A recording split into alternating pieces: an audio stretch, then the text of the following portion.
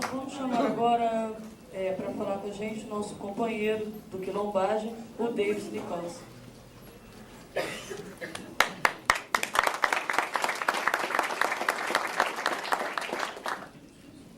Boa tarde aí.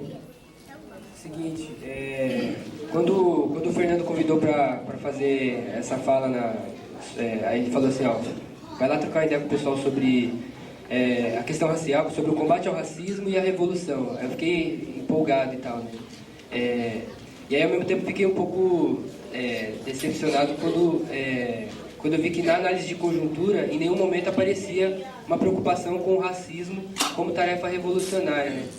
E aí eu pensei, porra, muitas vezes a discussão racial fica meio de canto pela esquerda, e aí a direita se abre para discutir, e aí depois a gente tem dificuldade de comunicação com o movimento negro. Por outro lado, é sempre bom estar entre nós, é sempre bom estar aqui discutindo a necessidade urgente de colocar a revolução social na pauta do dia, e tudo isso é muito rico.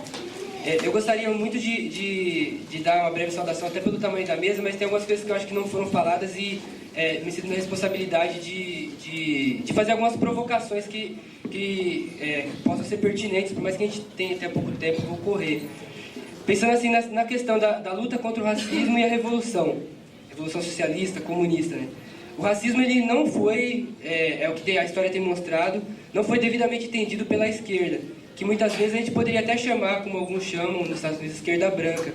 Não como uma classificação pejorativa, mas porque na prática, mesmo quando a gente não tem os núcleos negros dentro da esquerda, porque isso iria particularizar ou secundarizar, mas na prática quem vem falar ou quem pensa, geralmente não pensa essa questão. Então, muitas vezes a gente poderia até classificar a esquerda, por mais que está pensando no ser humano, está pensando como tudo, como esquerda branca, porque acaba não refletindo outras partes da população que não são brancas.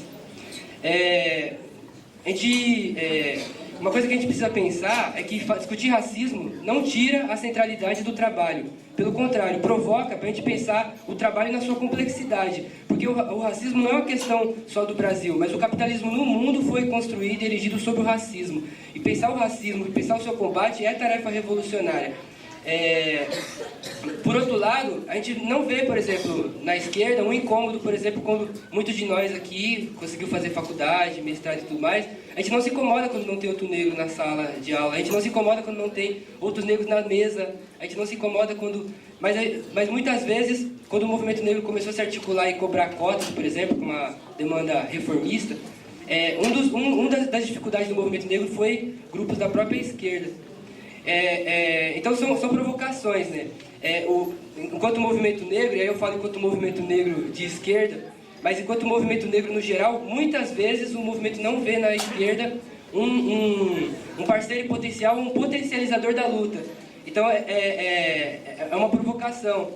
Na questão das cotas que eu dei o exemplo, ou se a gente for ver na história, tem uma série de exemplos históricos, desde de sindicatos nos Estados Unidos que faziam greve para não ter negro trabalhando, até, se a gente for pensar mesmo no eurocentrismo hegeliano, que quando o ser humano é pensado, até para os grandes pensadores marxistas, muitas vezes quando vai falar de África, a gente ainda tem a concepção da África como bárbara, sem história e tudo mais, né?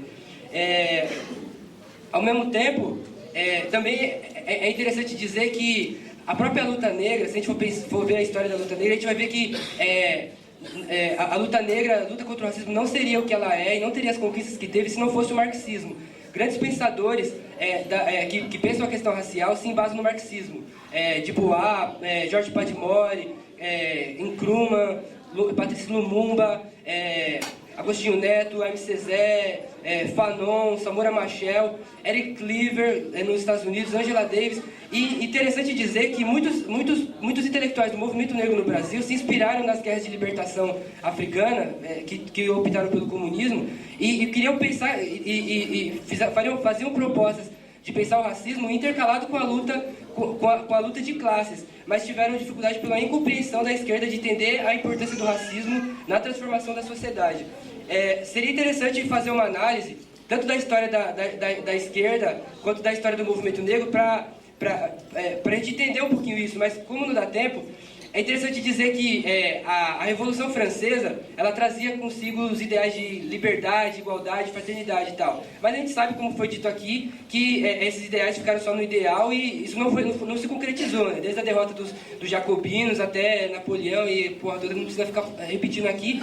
A gente sabe que essa ideia de igualdade não se concretizou na prática. Porém, na hora de trocar a nossa mercadoria, no caso nós trabalhadores e a nossa força de trabalho, na hora da troca nós somos todos iguais.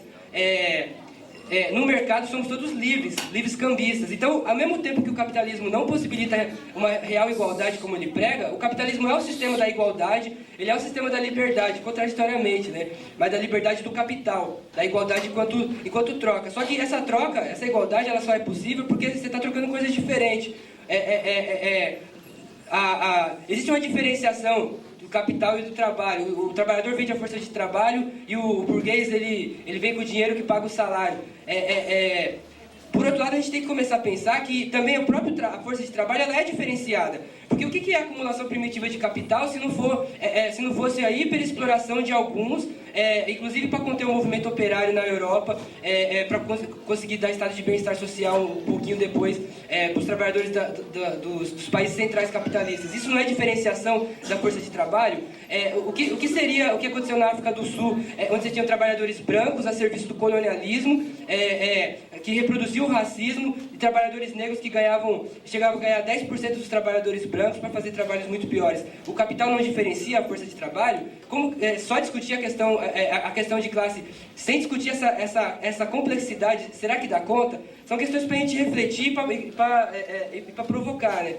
O racismo, como diz um intelectual também marxista, chamado Francis Fanon, o racismo ele é um instrumento de dominação de classe, é um instrumento de dominação utilizado pelo colonialismo para garantir a superexploração nas colônias, né? O racismo ele foi útil no colonialismo mercantilista, foi útil no colonialismo imperialista, que o Lenin estuda muito bem, foi útil no neocolonialismo, que mesmo depois das guerras de libertação, a gente tem hoje elites na África antinacionais, e o racismo está presente.